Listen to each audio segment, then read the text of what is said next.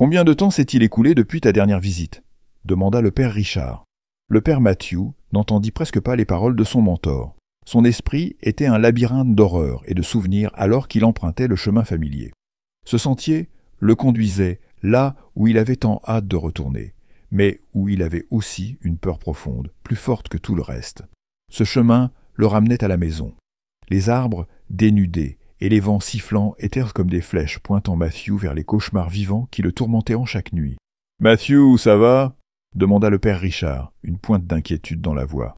Matthew secoua les fantômes de son esprit. « Oui, désolé, j'ai beaucoup de choses en tête. Ça fait presque 12 ans que je suis parti. Depuis, je n'ai reçu aucune nouvelle de ma famille. Mais ça ne devrait pas m'étonner, mes parents n'étaient plus les mêmes après cette nuit-là. Depuis cette nuit.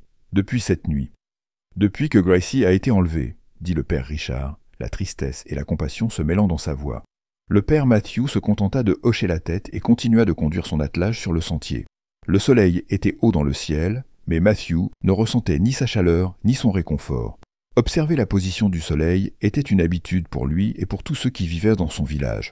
Pour ceux qui résidaient à l'ombre des montagnes des Carpates, il n'y avait aucun soulagement avec la tombée de la nuit, seulement de la terreur. Dès que le soleil disparaissait derrière les collines, le monde était livré aux morts vivants. Toute son enfance, Matthew l'avait passée dans la peur des créatures qui habitaient hanter la forêt. Les mêmes créatures qui, 13 ans plus tôt, avaient enlevé sa petite sœur. Ce sont des créatures de la nuit, des morts vivants, des vampires. Après la nuit où Gracie fut emportée, le village chercha l'antre des créatures, mais il ne fut jamais retrouvé. Matthew jura ce soir-là qu'il ferait tout ce qui était en son pouvoir pour les détruire. Il partit pour le Vatican sous le prétexte de se former comme prêtre, mais son véritable but était d'acquérir des connaissances sur les morts vivants. C'est là qu'il rencontra le père Richard, un homme qui avait lui aussi fait face aux créatures de la nuit. Pendant des années, ils s'entraînèrent état pour ce jour, le jour où il retournerait chez lui pour accomplir son serment. L'attelage s'arrêta devant un panneau au bord du chemin. Les chevaux devinrent fous, se cabrant et hurlant dans l'air glacé. « Nous devons les faire revenir. Nous ne pouvons pas continuer ainsi. À partir d'ici, nous marcherons, » dit Matthew d'une voix calme et lourde. Les deux hommes sautèrent du char et Matthew grimaça en touchant le sol. La nuit où Gracie avait été enlevée, il avait sauté d'une fenêtre du 2e étage et s'était cassé la jambe gauche. La blessure ne s'était jamais complètement refermée et elle le faisait toujours souffrir, même après tant d'années. Le père Richard fouetta les chevaux, les renvoyant sur le chemin qu'ils venèrent de parcourir. En silence, les deux prêtres acquiescèrent et marchèrent au-delà du panneau indiquant Northridge. Le sentier devint plusieurs degrés plus froid, comme si la chaleur du soleil avait peur de s'approcher de la forêt et restait à distance. L'air était d'un silence antinaturel, et même leurs pas semblaient étouffés. Bien qu'il leur restait encore des heures de lumière, les deux hommes ressentaient une inquiétude palpable. « Quelle est la première étape ?» demanda le père Richard.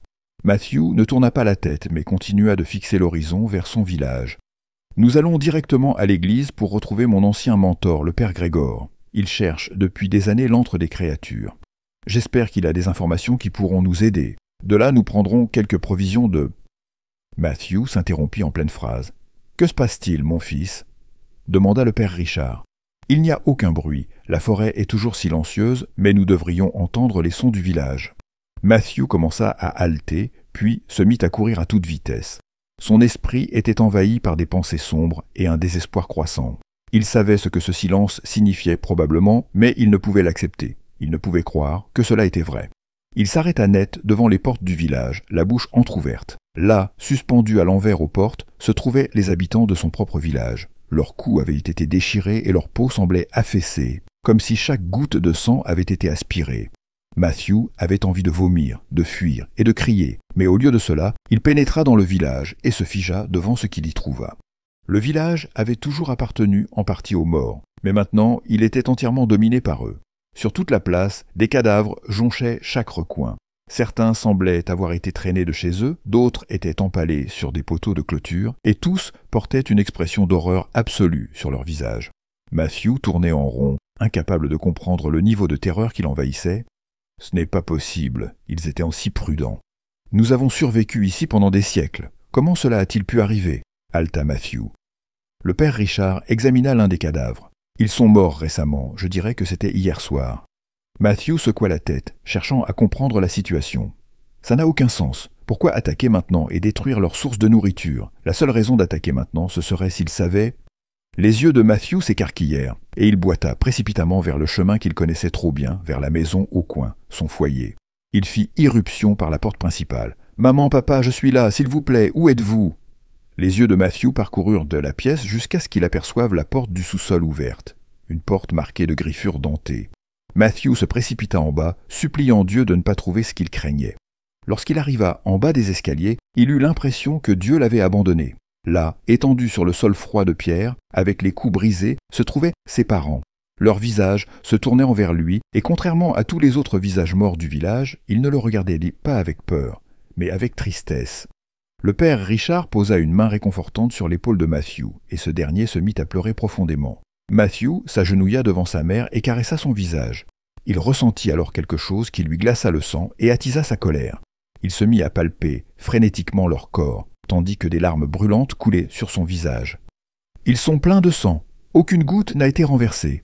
Ces maudits, ils ne l'ont pas fait pour se nourrir, ni pour les transformer. Ils l'ont fait froidement. » Le père Richard secoua la tête. « Ils l'ont fait pour envoyer un message, et voilà ce qu'ils ont voulu. » Le père Richard désigna le mur du fond, et Matthew suivit son geste. Là, gravés dans la pierre solide, se trouvaient 2 mots simples. « Bienvenue à la maison. » Il savait que nous viendrions. Les seules personnes à qui j'ai dit cela étaient mes parents, et les morts vivants ont dû en entendre parler, dit Matthew entre 2 sanglots. Les morts vivants ont bien des façons de nous espionner, même lorsqu'ils se reposent, expliqua Richard. Matthew secoua la tête. Tu ne comprends pas, pendant des générations, ce village s'est défendu contre eux et a survécu, et en une seule nuit, ils ont été anéantis, tout ça parce que je revenais chez moi, je les ai tous tués. Matthew posa sa tête sur ses genoux et se mit à pleurer de plus belle. Le père Richard s'agenouilla et posa ses mains sur le visage de Matthew. « Non, mon fils, ce n'est pas toi qui as tué tes parents. Combattre le mal, c'est une guerre, et dans la guerre, il y a des pertes, certaines innocentes. Tu n'es pas plus responsable de la mort de ces gens que tu ne l'étais quand ils ont emporté ta sœur. Tourne ta colère vers eux, pas contre toi-même. » Matthew regarda son mentor, et ses yeux tristes se firent plus déterminés. Les 2 hommes se levèrent, lentement, et acquiescèrent. Ils s'apprêtaient à partir lorsqu'un mouvement attira l'attention de Matthew du coin de l'œil. Là, sous le message gravé sur le mur, il y avait quelque chose de très familier et tout aussi perturbant. Assise contre le mur se trouvait la poupée préférée de sa sœur, Heidi. Sa sœur avait perdu la vie en poursuivant cette stupide poupée. Une rage aveugle monta en Matthew en voyant le jouet en feutre. Ils osaient se moquer de lui avec ses souvenirs de Gracie, et il était prêt à arracher la tête de la poupée pour leur envoyer un message. Il se jeta sur la poupée, et au moment où il fit ce geste, plusieurs choses se produisirent en même temps, scellant son destin. Matthew actionna un câble qui était relié à la porte du sous-sol. Le claquement de la porte fit tomber plusieurs sacs de sable placés au-dessus, que les 2 hommes n'avaient pas remarqués dans leur précipitation. La porte fut verrouillée, et en un instant, les hommes se retrouvèrent enfermés dans une tombe. C'était un piège. Les créatures nous ont enfermés ici comme des lapins, et nous sommes tombés directement dedans, s'écria Richard. Et ce fut la première fois que Matthew entendit de la véritable peur dans la voix de l'homme. Elle compte nous garder ici jusqu'au crépuscule, et à ce moment-là, nous serons vulnérables et incapables de les arrêter. Matthew tomba au sol, et il lui fallut tout son effort pour ne pas éclater en sanglots incontrôlables. Il avait laissé sa haine et sa tristesse le dominer, et maintenant ils étaient condamnés à cause de cela. « Matthew, y a-t-il une autre sortie ? Une fenêtre ? Une porte de secours ? N'importe quoi ?» supplia le père Richard. Matthew secoua la tête. « Non, cette porte est la seule entrée ou sortie. Mon père n'utilisait cet endroit que pour stocker sa récolte, et... » Matthew se redressa d'un bond. Il y avait peut-être une petite chance, mais il pourrait peut-être s'en sortir. Il était sûr que les morts vivants avaient enlevé tous les outils de son père, mais lui seul savait pour la hache cassée que son père n'avait jamais jetée, qu'il avait simplement rangée dans le foin sous les escaliers. Matthew fouilla dans le foin jusqu'à ce qu'il trouve la hache avec le manche brisé. La lame était presque entièrement rouillée et ne servirait pas à couper un arbre, mais Matthew croyait que cela suffirait pour briser la vieille porte du sous-sol. Il monta en courant les escaliers et, de toutes ses forces, se mit à frapper la bois pourrie. À chaque coup, il sentait les années de son entraînement l'envahir, et en quelques minutes, la porte n'était plus que des éclats. Le père Richard lui donna une tape dans le dos et passa par-dessus les sacs de sable pour se rendre dans le salon. Matthew embrassa la lame de la hache et la glissa dans sa ceinture, comme un signe de bon augure. « Allez, nous devons atteindre l'église rapidement. Chaque minute perdue pourrait être fatale » s'exclama Richard. Tous 2 coururent dans la rue. passant devant la boucherie du village jusqu'à la porte de l'église. Comme il le redoutait, sur les marches de l'église gisait le cadavre du père Grégor. Le père Richard fit le signe de la croix et baissa la tête. Matthew s'agenouilla devant son ancien mentor, un homme qui lui avait sauvé la vie quand il était enfant. La gorge de Grégor avait été tranchée et il était couvert de sang. « Eh bien, maintenant, comment sommes-nous censés trouver la tanière de ces bêtes » demanda Richard, la tête baissée. Matthew secoua la tête et regarda l'homme tomber devant lui. Le doigt ensanglanté de Grégor pointait vers les cieux, mais lorsque Matthew suivit la direction indiquée, il remarqua que ce doigt désignait en réalité la croix de bois au-dessus des portes de l'église. Les yeux de Matthew se plissèrent avant de s'écarquiller en découvrant ce qu'il y avait à la base de la croix. Dessiné dans le sang, il y avait un message de Grégor, sous la montagne, caché par les épines.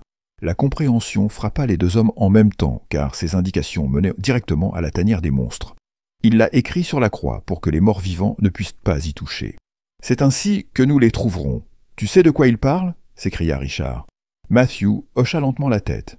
Lorsque nous cherchions Gracie, il y avait une partie de la forêt au pied de la montagne qui était inaccessible en raison des buissons d'épines. Nous pensions que même les morts vivants ne pourraient pas les traverser, mais nous avons dû nous tromper. Il faut que nous y allions maintenant. Le père Richard leva les yeux au ciel préoccupé. Les créatures ne nous ont peut-être pas attrapés, mais elles nous ont bien retardés.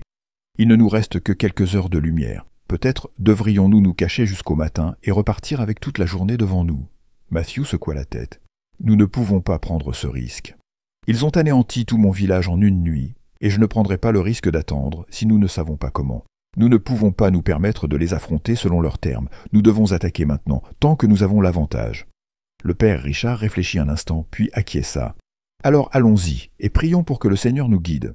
Tous deux s'avancèrent vers la forêt, chaque pas faisant accélérer leur cœur. À mesure qu'ils se rapprochèrent de la montagne, la température chuta rapidement, et tous deux savaient ce que cela signifiait. Les ombres, projetées par le soleil couchant, semblaient presque s'étirer vers eux, et Matthew ressentit la peur familière de son enfance. Cependant, il n'était plus le simple enfant qui marchait prudemment dans un cimetière, mais un homme qui avait consacré la moitié de sa vie à se préparer pour ce moment. Il ne pouvait pas permettre à ses peurs d'enfant de le distraire de sa mission. Pour Gracie et pour tout son village, il devait affronter le mal qui rôdait à sa porte. Ils arrivèrent aux denses buissons d'épines qui bloquaient la base de la montagne. Ils observèrent prudemment autour d'eux, mais ne comprenaient ainsi pas comment ils pouvaient traverser cela sans y passer des jours à couper les épines. Les morts vivants peuvent voler ou se transformer en brouillard pour traverser cet obstacle. Mais je n'ai aucune idée de la façon dont nous pourrions le faire, dit le père Richard en se grattant le menton. Le père Grégor a dû trouver une solution, sinon ils ne pourraient pas être certains que c'était leur repère, répondit Matthew. Tous deux observèrent de plus attentivement et Matthew aperçut un petit espace clair parmi les épines. Il se mit à genoux et découvrit un petit tunnel suffisamment large pour qu'il puisse s'y faufiler, mais probablement pas assez visible pour les morts vivants. Cet homme astucieux a dû le dégager pour nous. Cela a dû être l'une de ses dernières actions. Nous ne pouvons pas la gâcher. Il n'y aura pas assez de place pour nos sacs, alors préparons-nous maintenant. Prends seulement ce que tu peux porter. Nous devons voyager léger, dit Matthew. Tous deux s'assirent et commencèrent à défaire leurs sacs. À l'intérieur, une variété d'outils pour tuer les vampires. Des lames en argent, des pieux en bois, des croix, de l'eau bénite, des fragments d'hostie, du houx, tout le nécessaire pour se défendre. Souviens-toi de ton entraînement. Un pieu en bois peut étourdir un vampire indéfiniment, mais il ne sera pas vraiment mort tant que tu ne lui auras pas tranché la tête. Ne prête pas attention à leurs paroles, car elles contiennent de la compulsion. Garde ton esprit clair de pensées fortes qu'il pourrait en lire. Surtout, mon fils, ne perds jamais ta foi. Ces armes peuvent les blesser, mais elles sont aussi fortes que ta croyance. Sinon, ce ne sont que des babioles, expliqua Richard. Je me souviens bien de mon entraînement, père, répondit Matthew avec un sourire. Tous deux se firent un signe de tête et commencèrent à ramper lentement à travers les épines.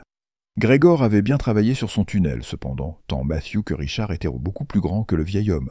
Chaque mouvement devait être précis, car il ne pouvait se permettre que les morts vivants détectent leur présence. Matthew aperçut la fin du tunnel et accéléra le pas. Il était si près de son objectif qu'il en avait presque le goût.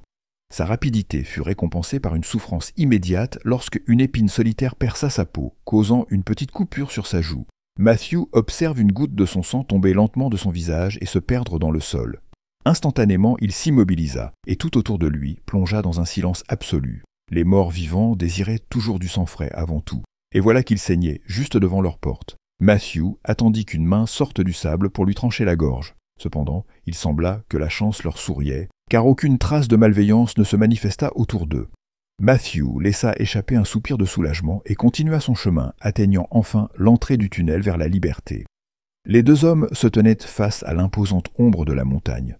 C'était l'endroit parfait pour que les morts-vivants se reposent, car à cet endroit, la lumière était presque inexistante. À travers les buissons épineux, un faible rayon de lumière parvenait à peine à filtrer. Ils n'avaient plus que 2 heures de lumière du jour au maximum et chaque seconde perdue augmentait leur danger. Tous deux scrutèrent les environs et ne tardèrent pas à trouver ce qu'ils cherchaient. Gravée dans la vieille pierre de la montagne, une petite porte de caverne s'offrait à leur vue. Les deux observèrent l'obscur trou devant eux et leur sang se glaça. La présence du mal n'était pas seulement palpable en ce lieu, elle semblait émaner des profondeurs même de la montagne. Le père Richard posa sa main sur l'épaule de Matthew et le tourna vers lui. « Écoute bien, mon fils, et écoute attentivement. Ces dernières années, nous avons traqué ces créatures répugnantes. Nous avons envahi leurs repères dans les villes, mais nous n'avons jamais trouvé de repères naturels jusqu'à présent. Personne n'a jamais pénétré dans le foyer d'un vampire et en est sorti pour en témoigner. Nous pénétrons donc dans un territoire inconnu. Oui, il nous reste encore un peu de lumière, mais là, dans le ventre même de la bête, nous ignorons si cela nous aidera. Nous n'avons aucune idée des créatures, des pièges ou des malédictions qui peuvent te cacher ici. Nous n'avons jamais affronté quelque chose de tel, et probablement que nous ne le ferons plus jamais. Je sais que tu veux y entrer, mais tu dois comprendre que si tu le fais, il se peut qu'il n'y ait pas de retour. Es-tu vraiment prêt ?» Matthew réfléchit un instant aux paroles du prêtre, mais ce ne fut que bref. Cela avait été son objectif depuis qu'il avait entendu les cris de sa sœur résonner dans la forêt, il y a tant d'années. Il ne pouvait pas faire marche arrière, même face à la mort. Il ne craindrait ni le mal, ni la mort. Matthew ne répondit pas, il se contenta d'acquiescer. Richard lui rendit son geste et dit simplement « Que la grâce du Seigneur nous protège ». Sans un mot de plus, ils s'agenouillèrent et pénétrèrent dans la caverne, où les attendait la victoire ou la mort. La première chose qu'ils remarquèrent fut l'odeur. Toute la caverne était imprégnée de la puanteur de la décomposition. Plus ils avançaient, plus l'odeur devenait insupportable, et il n'y avait pas le moindre souffle de vent pour leur apporter un peu de réconfort. L'obscurité était également écrasante. Dans le cadre de son entraînement, Matthew avait passé beaucoup de temps dans l'obscurité pour s'adapter plus rapidement à son étreinte aveugle. Mais ici, cela lui était presque inutile. Le soleil couchant derrière eux semblait oublié, et la véritable obscurité les enveloppait comme un serpent. Explorer une caverne dans une obscurité totale était une sentence de mort, c'est pourquoi, bien que la discrétion fût essentielle, ils durent sacrifier cet aspect pour leur sécurité. Le père Richard sortit 2 petites torches et les alluma avec un silex qu'il portait dans sa poche. Les flammes prirent vie, mais Matthew n'avait jamais vu un feu aussi immobile, car seul le souffle dans leurs poumons semblait agiter l'air autour d'eux. Les parois de la caverne étaient lugubres, sans éclat ni brillance. Elles étaient d'un gris sombre et terne, une couleur que Matthew trouvait étrangement familière. Il tourna sa torche autour des murs pour s'assurer qu'aucun visage ne les observait. Lentement, ils avancèrent dans le tunnel de la caverne, et à la grande surprise de Matthew, il aurait préféré être de retour dans les buissons d'épines. Ce lieu avait une sensation contre nature. Il pouvait voir des vignes mourantes sur les parois qui suintaient un liquide noir, comme si la vie elle-même n'était pas autorisée à pousser dans le repère des morts vivants. Le sol sous leurs pieds avait une texture pourrie, presque marécageuse, comme s'ils se trouvaient dans un marais. Ce qui était peut-être le plus dérangeant, c'était le silence effrayant qui régnait en tout lieu. Il n'y avait aucun bruit d'eau qui goûtait, aucun son de créature, même leurs pas semblaient étouffés ici. Le doux crépitement du feu semblait être un rugissement puissant dans cette caverne silencieuse. Leur avancée se fit plus large lorsqu'ils arrivèrent dans la première salle. La pièce semblait immense, et même la portée de la torche ne parvenait pas à révéler les murs autour d'eux. L'air y était humide, et une nouvelle odeur se mêla à celle de la mort. L'odeur était différente, mais tout aussi nauséabonde, celle des excréments et de la terre. Le père Richard leva légèrement sa torche, et les 2 hommes étouffèrent un cri. Autour d'eux se trouvaient les créatures de la nuit. De grands chauves-souris brunes et noires pendaient des rochers, encore endormis, les ailes repliées. Toutes sortes de reptiles se glissaient dedans et hors des trous dans les parois à la recherche de nourriture fraîche. En hauteur, les hommes pouvaient voir des araignées plus grandes que toutes celles jamais recensées, assises au milieu de leur toile. Prisonniers des fils collants, il y avait des corps et des os de créatures. Certains aussi petits que des souris, d'autres aussi grands que des rapaces, tous captifs de leurs geôliers arachnides. Le père Richard saisit Matthew et le guida vers le mur le plus éloigné des créatures. Il n'avait pas besoin de mots pour se faire comprendre. Il serait imprudent d'alerter ces sentinelles des morts vivants. Ils trouvèrent un autre tunnel, cette fois descendant, et commencèrent leur descente. Là, sous la montagne, tout concept du temps semblait devenu futile, mais tous deux savaient que le crépuscule approchait rapidement. Bientôt, les morts vivants se lèveraient, et aucun d'eux ne doutait que leur sens aiguisé pourrait en détecter les deux intrus dans leur domaine. Ils étaient peut-être déjà alertés. En dépit des rapports contraires, plus ils s'enfonçaient dans la terre, plus le froid devenait intense, jusqu'à ce qu'ils puissent presque voir les nuages de leur souffle sortir de leur bouche. Ils arrivèrent à un passage étroit, qu'ils durent contourner pour pouvoir le traverser. Matthew prit son temps, passant lentement son visage près d'un morceau de pierre tranchant. Une erreur comme celle qu'il avait commise dans les buissons d'épines serait fatale ici. Finalement, les deux hommes réussirent, et ce qu'ils découvrirent fit que leurs cœurs s'arrêtèrent un instant. Ils étaient entrés dans une autre salle, plus basse mais bien plus vaste. Contrairement au reste de la caverne, cet endroit était doucement éclairé par des pierres rouges, dont la lumière semblait palpiter, comme si elles respiraient. Les deux hommes éteignirent dans leurs torches, ne voulant faire aucun bruit ici, car au centre de la pièce se trouvait ce qu'ils cherchaient. Certains croient que les morts vivants dorment dans des cercueils. De nombreuses images ont été dessinées, représentant des cercueils funéraires sombres et parfaits, que les vampires appellent leur foyer. Cela n'est en réalité qu'une tentative d'humaniser un concept qui, en aucun cas, n'a rien d'humain. Devant les deux hommes se dressaient plusieurs carcasses formant des tombes. Les rouges cercueils étaient faits d'argile, d'os et de moisissures. Ce n'étaient pas des cercueils soigneusement conçus par l'homme, mais des lits primitifs de terre semblables à des tombes tribales. Chacun contenait l'un des morts vivants, endormis jusqu'au moment où il se lèverait. Lentement, ils s'approchèrent des monticules funéraires et s'acquittèrent d'un signe silencieux l'un à l'autre.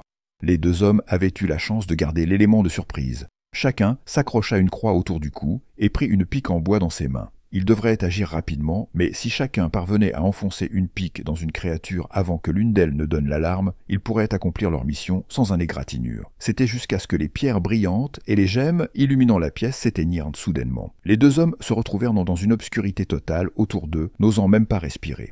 Le silence qui les avait tourmentés commençait enfin à se briser.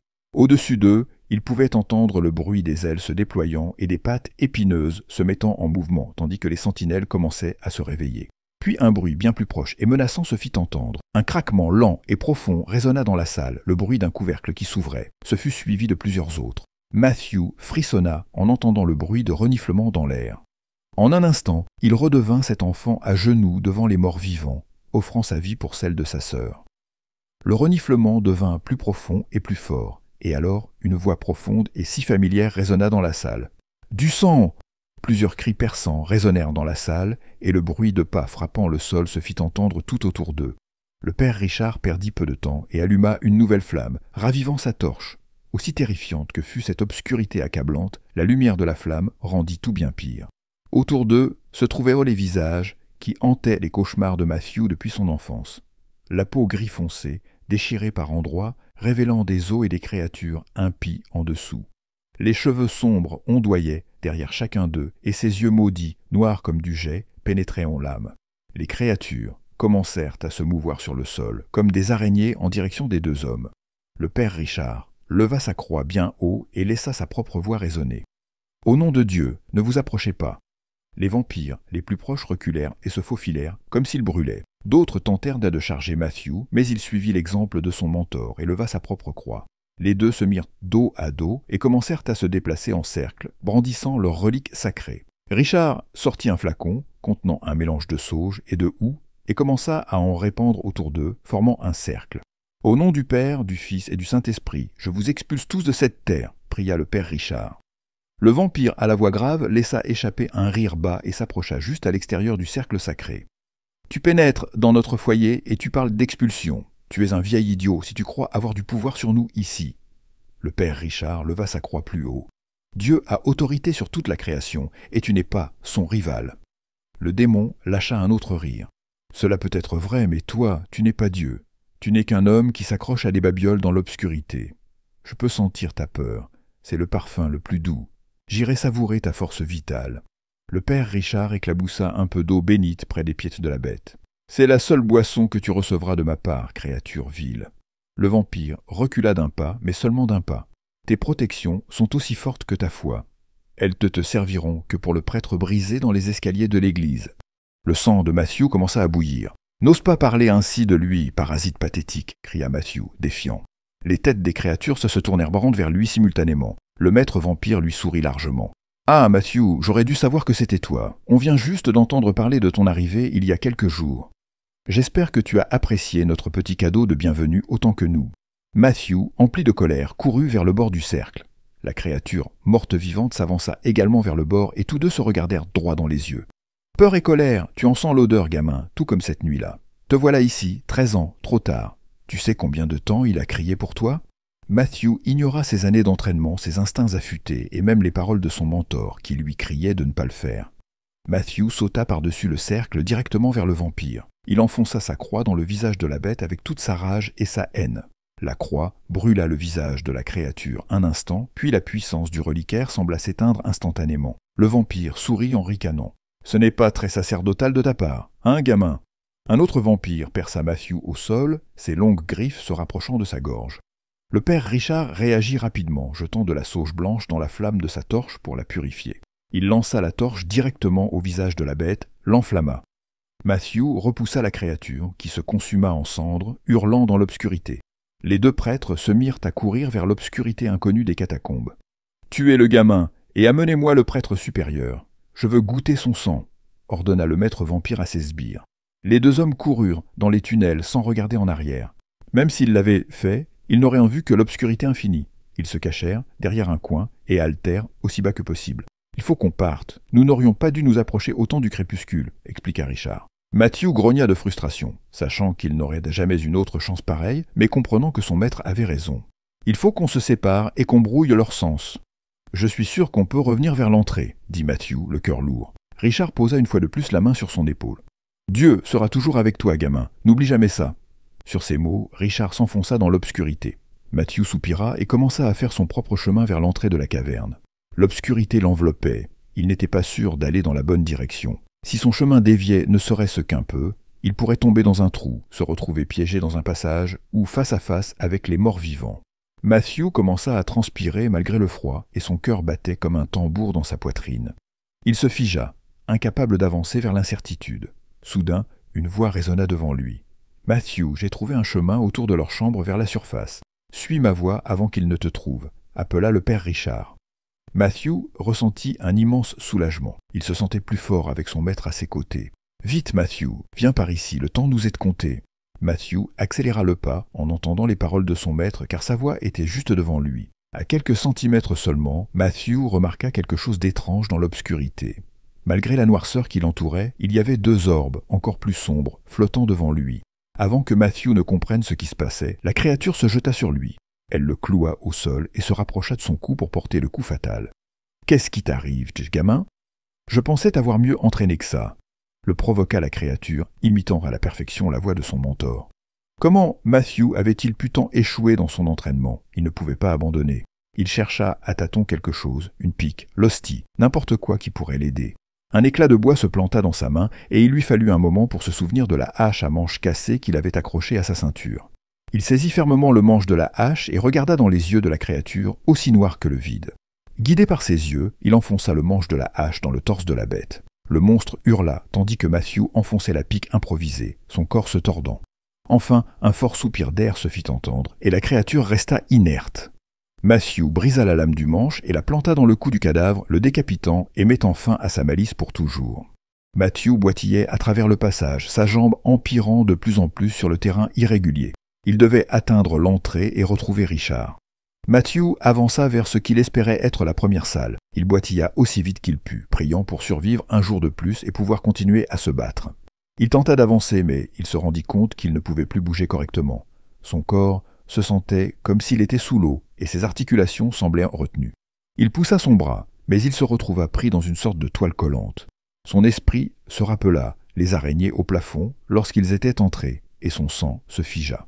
Il se débattit de façon incontrôlable, mais n'arriva qu'à s'enliser davantage dans la toile jusqu'à être complètement suspendu. Au-dessus de sa tête, Matthew entendit un rire strident. Il leva les yeux et, à mesure que sa vue s'ajustait lentement, il distingua une horrible femme flottant au-dessus de lui. Sa peau grisâtre était surmontée d'une chevelure noire et ondulée.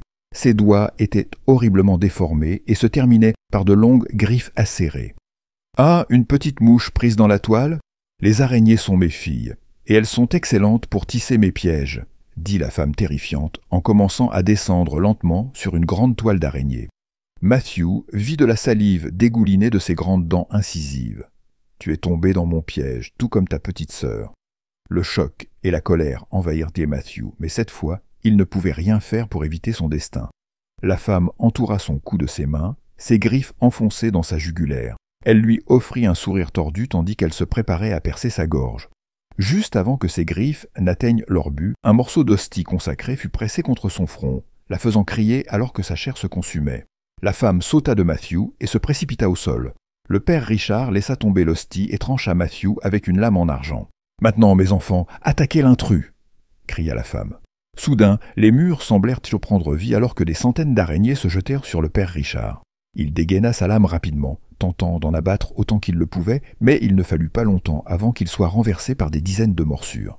La dame sombre s'élança dans les airs et se jeta sur le père Richard, ses crocs frôlant sa gorge. « Le maître te veut, mais je ne peux pas résister à une petite bouchée avant. » Elle se pencha pour mordre, mais au dernier moment, le bras de Matthew entoura son cou et les crocs percutèrent sa peau à sa place. La dame sombre poussa un cri assourdissant en s'éloignant de Richard. Son corps se tordait tandis que du sang noir coulait de sa bouche. Ses spasmes s'intensifièrent et de la fumée commença à émaner de son visage. Toutes les araignées dans la chambre se convulsèrent et explosèrent en sang. La femme poussa un dernier cri alors que du sang jaillissait de chaque orifice de son corps avant de s'effondrer, morte au sol. Matthew haletait en observant la scène, totalement confus. « Qu'est-ce que c'était que ça? Que lui est-il arrivé ?» cria Matthew dans l'obscurité. Une main se posa sur son épaule, le ramenant à la réalité. Le père Richard lui sourit. « Depuis que je t'ai rencontré, je me suis demandé pourquoi les morts vivants ne t'avaient pas pris cette nuit-là. Le sang, c'est tout pour eux, et ils auraient dû accepter ton offre d'échanger ta vie contre celle de Gracie, ou au moins vous emporter tous les deux. Tout cela n'avait aucun sens jusqu'à maintenant. Tu as offert ta vie pour celle de ta sœur. Tu as essayé de te sacrifier, et cela t'a purifié. Les morts vivants ne peuvent pas prendre un sang qui a été purifié. C'est comme de l'acide pour eux. C'est pour cela qu'ils voulaient te tuer plutôt que de se nourrir de ton sang. Tu es notre meilleure arme.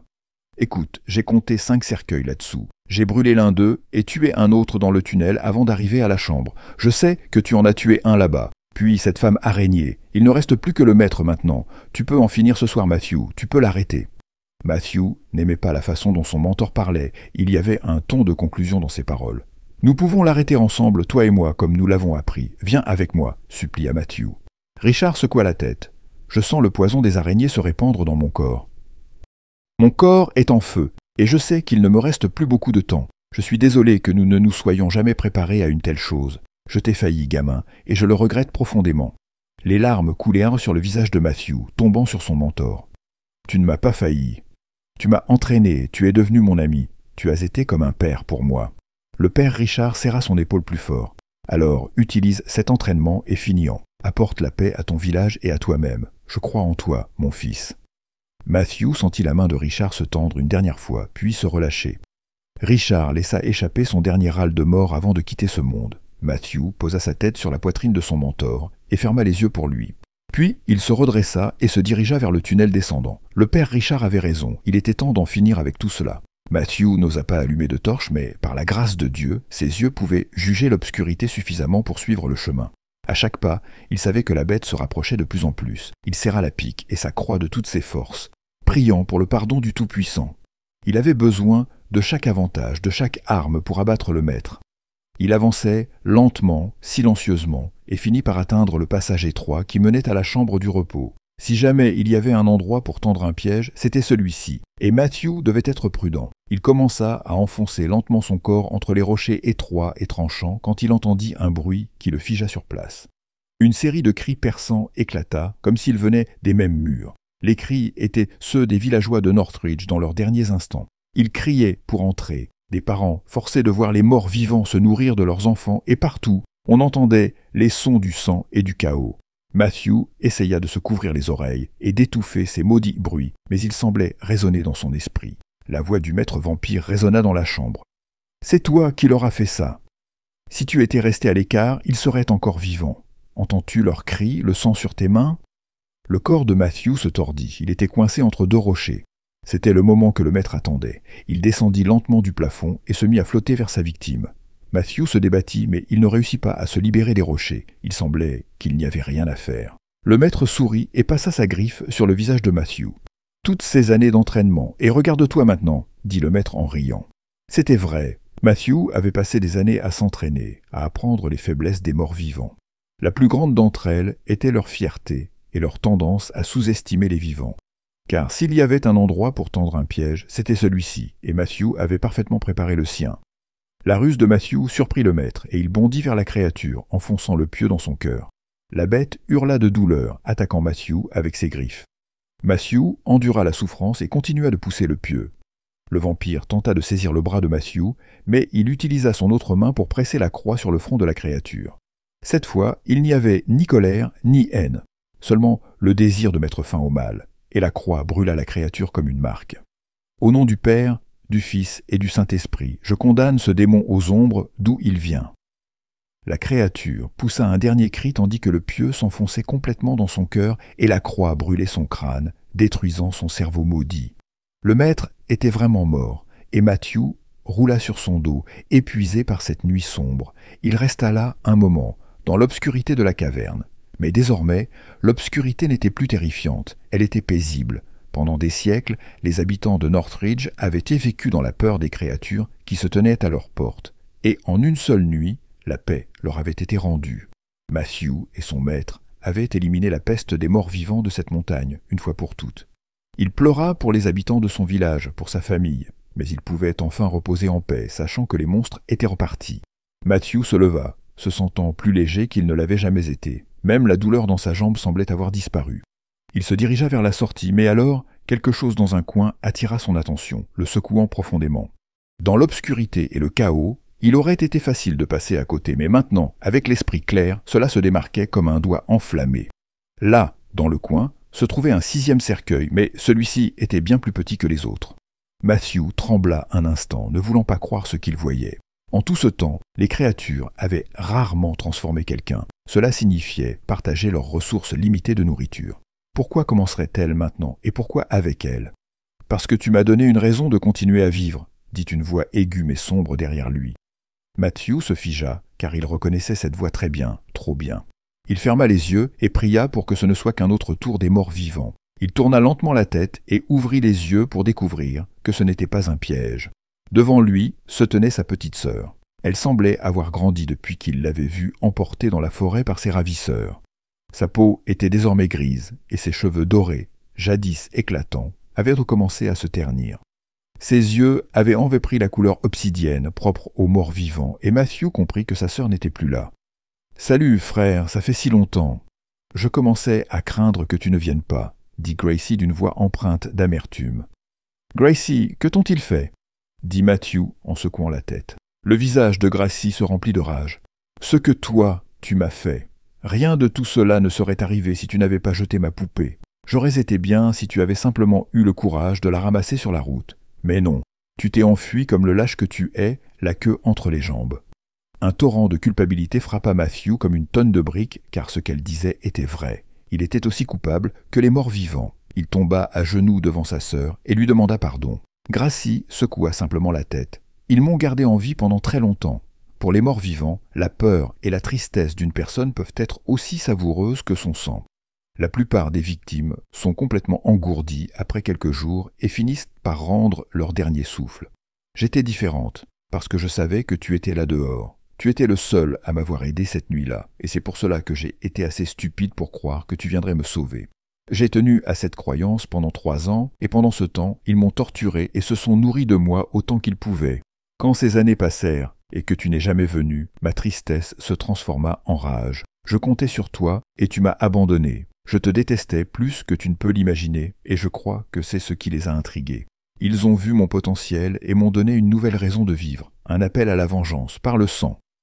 Les larmes coulaient sur le visage de Matthew face à son échec. « Je suis vraiment désolé, Gracie. J'ai essayé de venir te chercher et j'ai passé ma vie à venger ta mémoire. Je regrette de ne pas avoir été là pour toi. » Un sourire macabre apparut sur le visage de Gracie, et ses grandes canines goûtaient de salive. « Mais tu es ici maintenant, et tu peux réparer ce qui a été fait. J'ai besoin d'une nouvelle famille, et tu peux me l'offrir. Rejoins-moi et toi et moi pourrons être ensemble pour toujours. Accepte l'obscurité et ton sang ne sera plus pur. Je peux faire de toi ce que je suis et nous pourrons rattraper le temps perdu. Accepte ce que je t'offre, chanta Gracie dans l'obscurité, d'une voix envoûtante comme celle d'une sirène. Matthew ferma les yeux et laissa échapper un long soupir. Il avait failli à sa sœur, mais c'était sa chance de se racheter. Il lui en devait une. Matthew déchira sa gorge et exposa sa jugulaire. « J'accepte ton offre et je ne ferai aucune résistance. Fais ce que tu dois. » Gracie sourit largement et s'avança silencieusement vers son frère. Il ne put supporter de la regarder, aussi fixa-t-il le sol, tandis qu'elle se préparait à accomplir son acte impie. « Un peu de douleur et ensuite tu connaîtras la paix, frère. » Matthew soupira. « J'étais sur le point de te dire la même chose. » Matthew enfonça un pieu dans le cœur de sa petite sœur. Elle poussa un cri et se tordit. Chaque cri était comme un poignard dans le cœur de Matthew et il ne pouvait supporter de la regarder accomplir son devoir. Finalement, le pieu pénétra dans son cœur et à la surprise de Matthew, sa sœur l'enlaça. « Je savais toujours que tu me sauverais, » dit-elle d'une voix douce qu'il avait tant manqué. Elle laissa échapper un dernier souffle, puis resta inerte dans les bras de Matthew. Il la déposa délicatement sur le sol et observa son visage paisible. Comme de l'eau qui se retire, la malédiction commença à quitter son corps. Sa peau retrouva sa teinte laiteuse et ses cheveux retrouvèrent leur éclat doré. Gracie était redevenue la sœur que Matthew avait connue avant. On aurait dit qu'elle dormait paisiblement. Matthew laissa échapper un soupir, car il savait ce qu'il devait faire. Il attrapa sa ceinture et en sortit son couteau en argent. Il devait lui couper la tête pour que la malédiction soit définitivement détruite. Un coup net et elle serait véritablement libre. Il regarda son doux visage innocent et sa main commença à trembler. Il savait ce qu'il avait à faire, mais il ne croyait pas pouvoir couper la tête de sa propre petite sœur. Tout son corps trembla, tandis que des larmes coulèrent de ses yeux. Finalement, il ne put plus supporter cette douleur et laissa tomber le couteau au sol. Il ne pouvait tout simplement pas le faire. Il ne pouvait pas profaner le corps de sa sœur. Matthew caressa du doigt le visage de sa sœur. Il ne pouvait lui causer plus de souffrance, et tant que le pieu restait en place, la malédiction serait contenue. Il lui offrirait un repos digne. Matthew souleva délicatement le corps de sa sœur, et lentement, il les mena tous les deux hors de la caverne. Lorsqu'il arriva à l'entrée, le soleil levant apparut au-dessus des épines et éclaira leur visage. Pour Matthew, le soleil n'avait jamais été aussi chaleureux et réconfortant. Prenant son temps, il retourna au village. Il porta les corps de sa sœur dans la cave et passa la journée à fabriquer un cercueil digne d'elle pour qu'elle puisse reposer en paix. Il ne supportait pas l'idée de l'enterrer sous terre après tout ce qu'il s'était passé. Il la coucha doucement dans le cercueil, au sous-sol, en lui déposant un baiser sur le front. Dans un coin se trouvait sa poupée, Heidi. Matthew pensa à la brûler après tout le mal qu'elle avait causé, mais il se souvint de toute la joie qu'elle avait apportée à sa sœur et, au lieu de cela, il la déposa dans ses bras. Il sortit du village et recueillit les corps des villageois, les plaçant doucement sur un bûcher. Avec respect et soin, il alluma le bûcher, envoyant les braises de leurs âmes vers le ciel. Le soleil s'était couché en ce nouveau jour, et pour la première fois de sa vie, Matthew n'avait plus peur de la nuit. Il avait accompli sa mission et, enfin, il connaissait la paix.